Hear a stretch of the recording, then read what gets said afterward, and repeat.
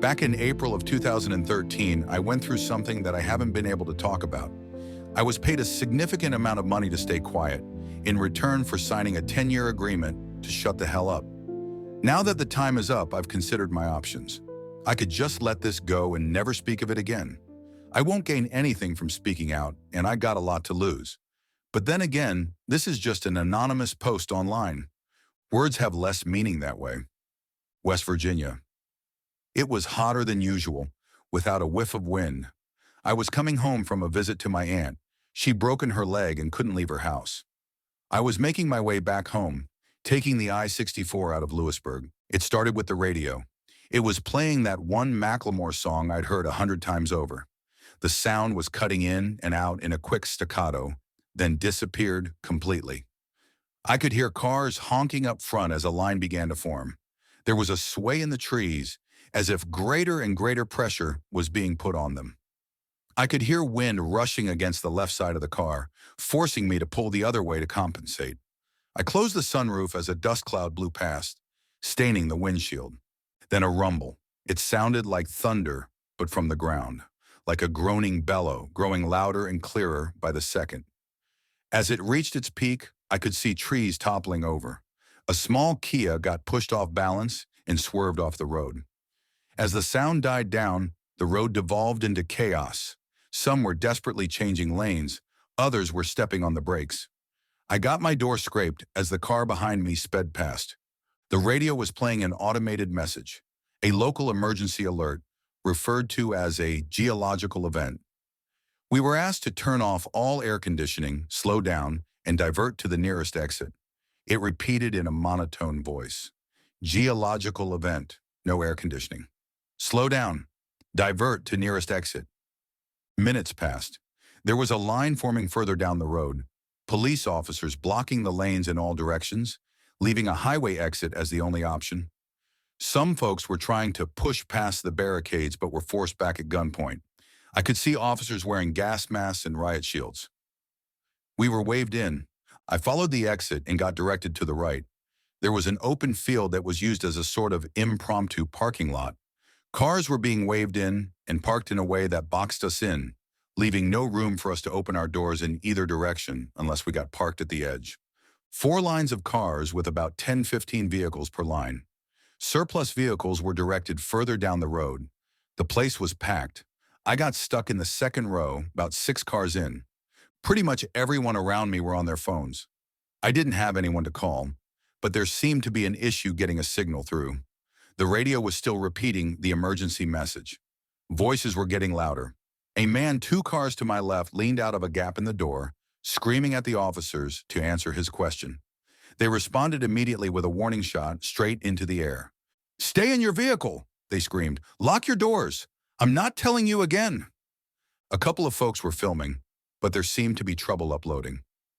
We were losing bandwidth. It didn't take long until phone signals were completely blocked. I think a video or 2 of that officer firing into the air made it online. They were patrolling back and forth. We were told to stay in our vehicles. Windows up, doors closed and locked. Engines off. I could hear people talking in the other cars. Someone said there had been a natural gas leak from the geological event and that combustible engines could spark an explosion. Others were talking about a terrorist attack. There were no answers, and the officers weren't eager to talk. After about an hour, things were getting ugly. People were hungry, thirsty, and restless. One officer stepped up on the front cars, handing out water bottles, crackers, and processed cheese slices.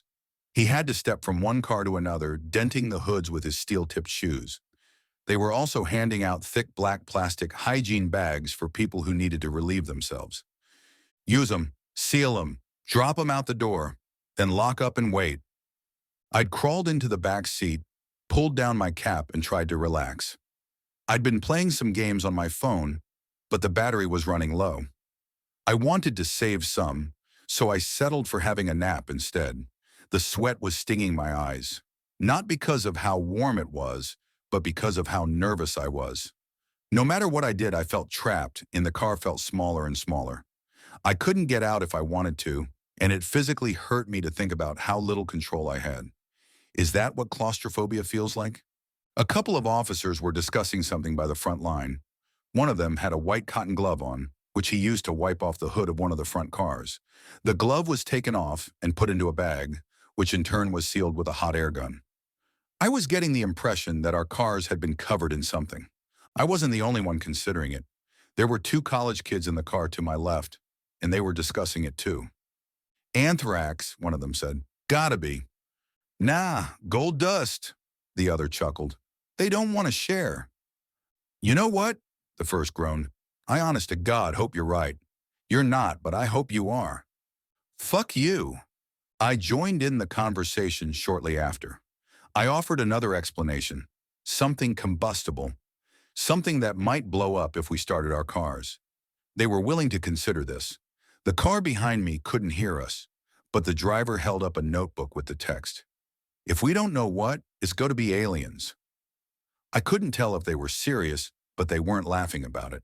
A man in his 50s and what looked like his daughter. There were a couple of other folks in the other cars. A man in a black shirt sort of looked like a preacher without a collar.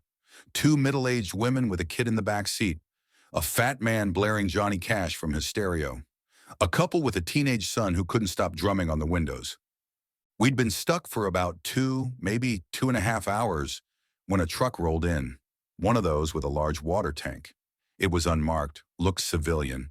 As it rolled in, they were calling out on the megaphone. We'll be hosing your vehicles down, they said. Keep everything locked and closed. Then we'll be covering your vehicle with protective plastic while we wait for it to dry. After that, we'll start letting you go in an orderly manner. I repeat, most of us were relieved. It was only a matter of time now. It was getting dark. They were getting up on the cars, hosing them down thoroughly. It smelled of chlorine, so maybe they'd mixed something into the water. As they came to my car, they stepped up on it and double-checked the sunroof, making sure it was locked and secured. They sprayed the car down, bathing it in chemical stink, the kind that gets stuck to the back of your throat. It took a long time for them to finish, at least an hour or two. After that, they were rolling out a kind of plastic cover at the short side of the lot, the kind you use to protect pools or rain covers for football fields. They used two squad cars to slowly drape the thing over the entire lot, securing the edges with large rocks. Please stay calm, they called out as the plastic crawled over us. I know this is uncomfortable, but this is for your own safety. Once the cleaning is done, you will be free to go. Stay inside your vehicle at all times. I repeat. I did as I was told. I stayed inside and I watched that plastic cover sweep over me. It felt like getting buried alive. All lights went out, leaving me in complete darkness, accompanied only by the vague disembodied voices of the others. The college kids were talking about where they were going to go after this. Someone was honking, not sure if it was to show support or discontent. Someone else was cheering. I took my last swig of water, washing down my final plain cracker. I got back in the driver's seat. I could hear as they finished moving the plastic cover and parking their squad vehicles. I waited patiently, figuring it'd be maybe another hour or so. They hadn't really given us a timeline, but I could breathe a little easier. Sort of. I was going back and forth between feeling empowered with my hands on the wheel and feeling like I was stuck in a metal coffin. It was so dark, and everything smelled of plastic and chemicals, like a car wash stuck in time. As the excitement died down, I paid more attention to the background sounds. I tried to filter out the various discussions from the nearby cars, and somewhere in the distance, I heard Ray's voices. It wasn't coming from the cars, but the officers. Whatever they were talking about, it was a heated discussion. An hour came and went, and people were getting impatient. More cars were honking, others were yelling, demanding answers. I couldn't get my leg to stop shaking. The more I thought about getting out of there, the smaller the car felt. I was hyper-focusing on things I couldn't control. I was a little thirsty, and I was out of water. I needed to use the bathroom. I wanted to stretch my legs and go for a walk. I wanted to breathe fresh air and get that awful chemical taste out of my mouth. I heard cars starting, accelerating. The truck was moving, somewhere off to the side. We need you to stay in your vehicle. A voice screamed over the megaphone. Do not leave for any reason. Stay in your vehicle. Cars speeding off, not many but a couple, then quiet. The officers left us there. Everyone was quiet. A couple of folks had opened up their phones, using them as flashlights to look from car to car. Looking out at the sea of vehicles, all of us trapped under that dark cover, I could see a handful of lights cut off by sharp silhouettes. I couldn't make out who was who in the dark. It was all just people. Anonymous. I heard a gasp somewhere in the back. There was a metallic clunk, like when the officers climbed atop our cars to get us our water. There was a careful cheer as some folks figured they were taking off the plastic cover. But that wasn't it. Instead, there were more footsteps. The cheers slowly died down as more and more footsteps pattered across our cars. I stopped counting after a dozen. The silhouettes in the other cars were still. We all held our breaths, waiting for an answer to show itself. What the hell was going on? What was that sound? Somewhere off to my right, I heard a voice. "Who's up there?" It sounded like an older man. I'd seen a pickup truck that way earlier. Almost as a response, the footsteps stopped. There was a faint clicking sound, like someone snapping their tongue against the roof of their mouth. Click, click. And from further away, a click in response. From somewhere to my left, another couple clicks. Then a cascade of clicks. Dozens, maybe hundreds. There was an awful metallic noise coming from my right, then breaking glass. A scream, cut short, followed by several irregular taps of the car horn. One of the silhouettes in the distance turned into a blur as something passed through the windshield, cutting through the plastic cover. Somewhere in the front row, the roof of a car was cut wide open. Someone was pulled up out of their seat. 2 cars back from where I was, there was more glass breaking. It sounded like a wild animal got in. I could see a weak hint of red spattered against the passenger side windows. I wasn't getting any air. I could feel my heart beating through my chest as my arms started shaking. My hands were cramped around the steering wheel, and I felt sweat dripping down my shoulders. I couldn't control it. I didn't even see what was going on. But these sounds, these screams, they awakened something primal. This was danger, a threat. My body knew long before I did. The college kids in the other car were ducking down. One of them waved a hand at me as if telling me to get down. I nodded.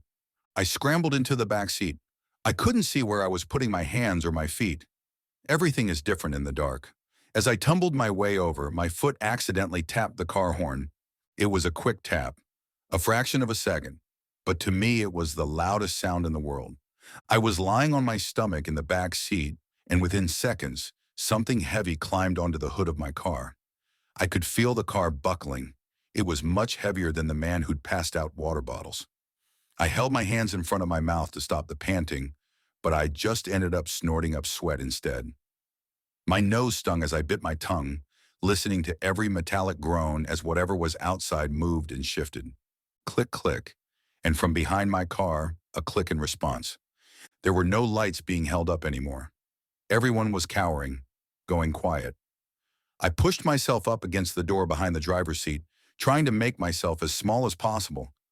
I could hear the frame of the car complain as something slowly moved. When it came to my sunroof, there was a slight crack. That made it stop. Another crack. I silently shook my head as if trying to ask the car to stop. That thing was going to break. And it did. My legs were showered with glass as a big blob of plastic cover dipped into my car. Something big came tumbling into the front seat, still covered in protective plastic. It twitched and spun around, its clicking turning from a careful question-like noise to a never-ending barrage. It was calling for help, alerting others, and it was cutting its way through the plastic. There were footsteps coming from every direction, some of them leaping from car to car, some of them leaping far enough to skip a car as they hurried. I was going to be swarmed within seconds. I fumbled with my hands, accidentally cutting my thumb on the broken glass. I managed to open the passenger side door, but even at its widest, and even when pressing into the college kid's car, it wasn't enough room to get out. Still, I had to try. I pressed myself into the gap and exhaled as much as I could, flattening my chest. While the thing thrashed around inside my car, I could feel my vision going faint. Black spots popped up at the edge of my vision. My arms were going weak, and yet by some miracle, I made it through. As my face hit the gravel of the makeshift parking lot, I felt the burn of residual chemicals. I swallowed my instinct to run, instead staying on my stomach, forcing myself to crawl under my car. There were more of them, some climbing on, some off. My chest was pressed to the ground as the weight shifted. I heard breaking glass from the windshield and tearing fabric. Something was stuck up there, and it was furious, like a trapped animal. I could hear the college kids mumbling to one another, trying to stay calm, one assuring the other that all they had to do was stay low, stay quiet, and wait. Then something slammed into the passenger side door, the one I'd crawled out of. The door was pressed up against the neighboring car, then fell haphazardly to the ground, completely off the hinges. An ink-black, bird-like foot touched the ground right next to me. I've looked it up since. There were 3 toes forward, 1 toe backward, all clawed.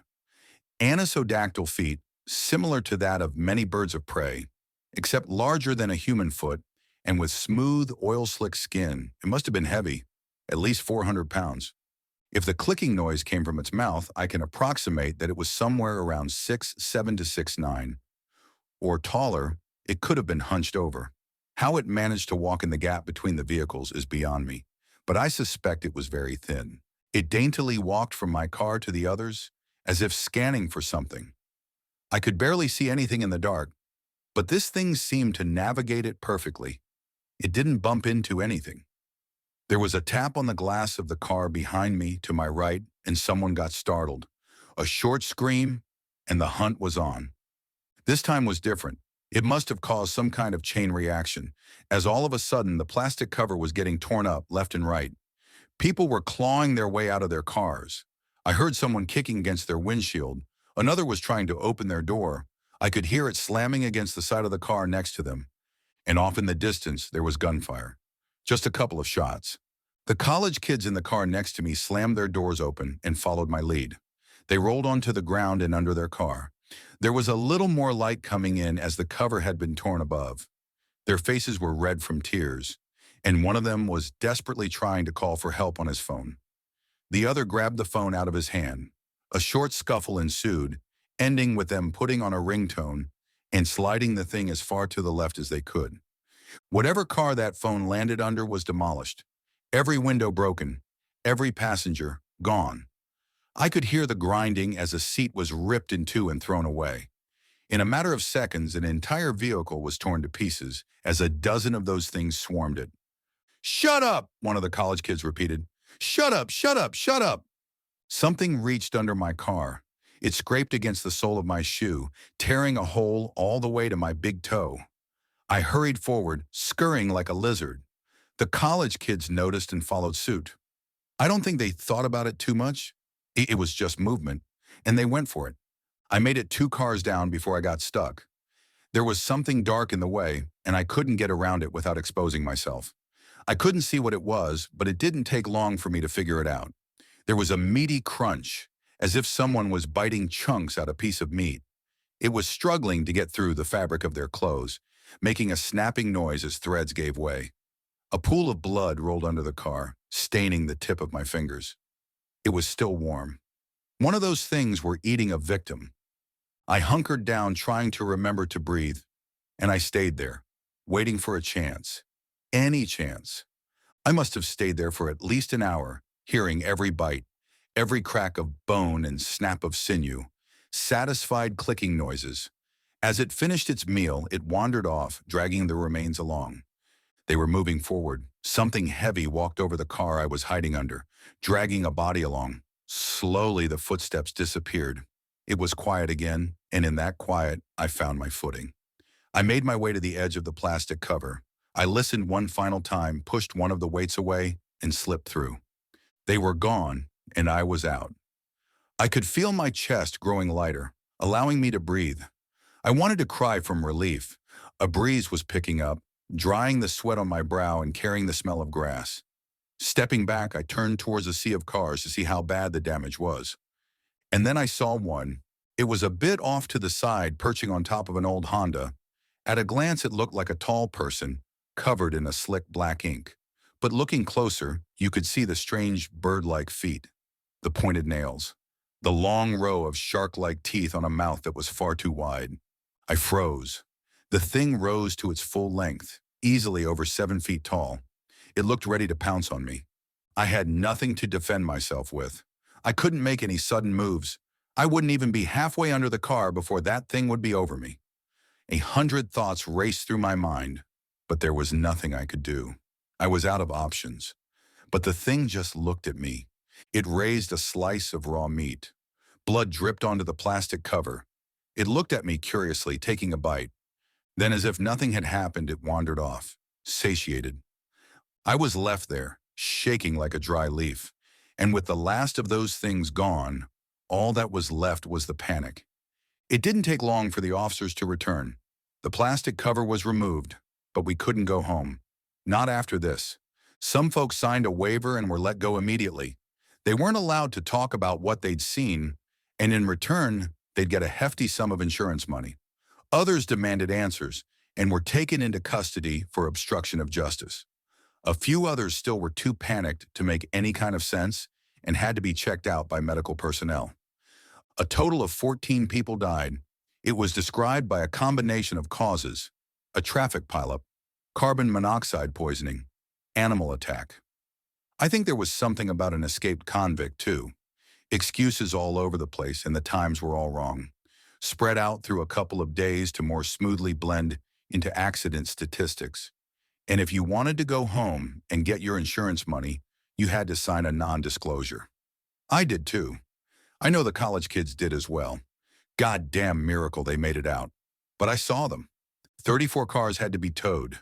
18 people wounded, 6 seriously so. 4 people lost at least one limb. One guy had an arm ripped off halfway up his collarbone. I don't know how he survived. Most people never saw those things up close. They just remember the screams and the breaking glass. Sometimes at night, that's all I hear too. Closing my eyes reminds me of lying under those cars, feeling the pressure as the weight shifted. I still get trouble breathing. I think a part of me is still stuck there. It stayed in my vehicle,